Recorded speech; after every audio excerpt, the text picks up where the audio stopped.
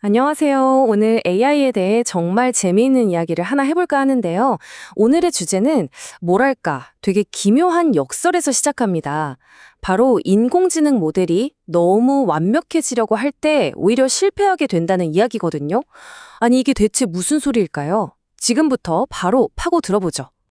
보통 우리는 완벽한 게 좋은 거라고 생각하잖아요. 그런데 말이죠. 인공지능의 세계에서는 이 완벽을 향한 집착이 오히려 재앙을 불러올 수가 있습니다. 바로 이 지점이 오늘 우리가 파헤쳐볼 아주 기묘하고도 중요한 문제입니다. 이 비유 정말 와닿지 않나요? 이 학생은 문제의 핵심 원리를 이해한 게 아니에요. 그냥 연습 문제의 패턴, 심지어는 거기에 있던 오타 같은 잡음까지 싹 다 외워버린 거죠. 그러니까 완전 처음 보는 유형의 문제가 나오면 그냥 손도 못 대는 겁니다. 놀랍게도 많은 AI 모델이 바로 이런 식의 벼락치기 공부를 하다가 실패하곤 합니다. 자, 그럼 방금 본 이 완벽함의 함정, 이걸 전문가들은 기술적으로 뭐라고 부르는지 첫 번째 섹션에서 한번 제대로 파고 들어보죠. 네, 바로 과적합, 영어로는 overfitting이라고 합니다. 모델이 데이터의 진짜 중요한 패턴, 즉 신호를 배워야 하는데 그 대신 데이터에 우연히 섞여 들어간 잡음까지 몽땅 외워버리는 현상이에요. 이게 뭐냐면요. 마치 너무 성능 좋은 현미경으로 숲 전체를 보려다가 나뭇잎에 아주 미세한 흠집만 뚫어주라 보고 정작 숲의 모량은 놓치는 거랑 똑같아요. 모델이 너무 복잡하고 강력할 때 종종 이런 실수를 저지르곤 하죠. 결국 어떻게 되냐고요? 바로 이런 거죠. 훈련 데이터, 그러니까 연구실 안에서는 거의 100점짜리 천재 모델처럼 보여요. 그런데 막상 실전에 투입하면 완전히 엉뚱한 예측만 내놓는 거예요. 겉만 번지르르한 실제로는 아무짝에도 쓸모없는 모델이 되어버리는 겁니다. 하지만 이 까다로운 과적한 문제를 해결하기 위해 정말 기가 막히고 어떻게 보면 좀 황당하기까지 한 해결책이 등장합니다. 바로 우리 이야기의 주인공 드롭아웃입니다. 드롭아웃, 이 아이디어는요, 놀라울 정도로 간단해요. 학습을 시킬 때마다 신경망을 구성하는 뉴런들 중 일부를 그냥 무작위로 꺼버리는 겁니다. 잠깐만요. 멀쩡하게 일하는 뇌의 일부를 그냥 꺼버리는데 어떻게 더 똑똑해질 수 있다는 걸까요? 바로 여기에 마법이 숨어 있습니다.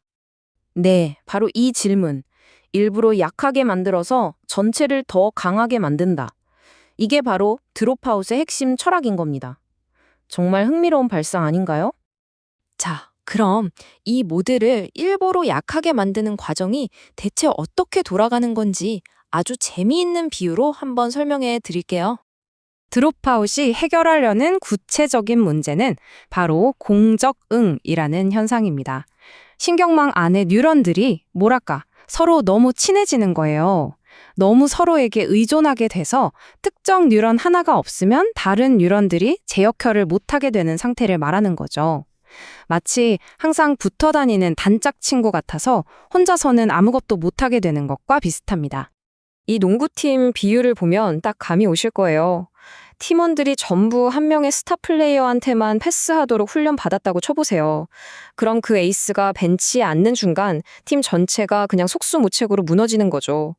각자 독립적으로 플레이하는 능력을 전혀 키우지 못했기 때문입니다. 드롭아웃이 하는 일이 바로 이거예요.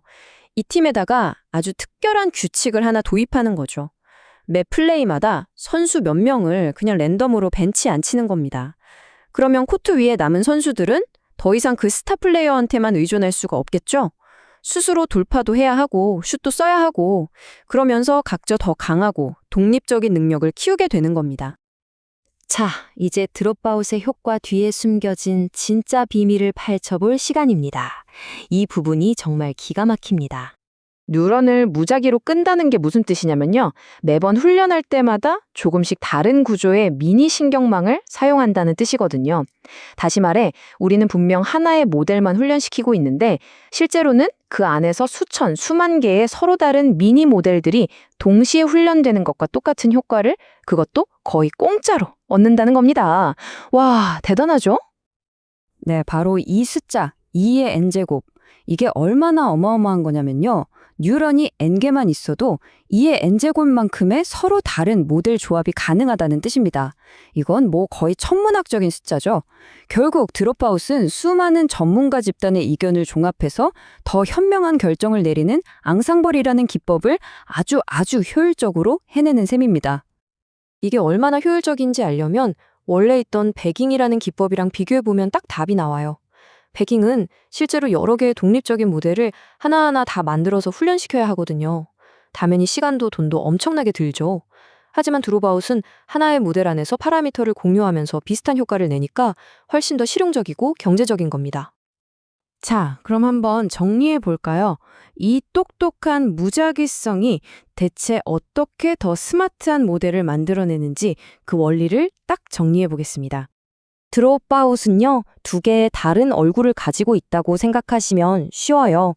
훈련할 때는 뉴런의 절반 정도만 일하게 해서 아주 혹독하게 훈련을 시키고요. 실제 예측을 해야 할 때는 쉬고 있던 뉴런까지 전부 다 깨워서 일하게 합니다. 아니, 근데 여기서 잠깐 중요한 게 있어요. 훈련할 땐 절반만 일했잖아요. 근데 예측할 때 갑자기 전원이 다 출근해서 일하면 결과값이 너무 뻥튀기 되지 않겠어요? 그래서 예측할 때는 각 뉴런의 힘을 절반으로 줄여서 전체적인 출력의 균형을 맞춰주는 겁니다. 이렇게 훈련 때와 예측 때의 총 파워를 비슷하게 맞춰줘야 모델이 안정적으로 작동하거든요.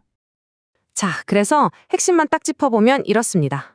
드롭아웃은 뉴런들이 서로에게 기대는 공적응을 막아주고요. 하나의 모델로 수많은 모델을 학습시키는 앙상블 효과를 공짜로 만들어내고 그 결과 우리가 진짜로 원하는 것, 바로 처음 보는 데이터에 대한 일반화 성능을 크게 향상시키는 겁니다. 정말 아이러니하지 않나요? 완벽해지려고 아등바등할 땐 안 되다가 오히려 무작위로 결함을 좀 줬더니 더 똑똑해졌다는 사실이요.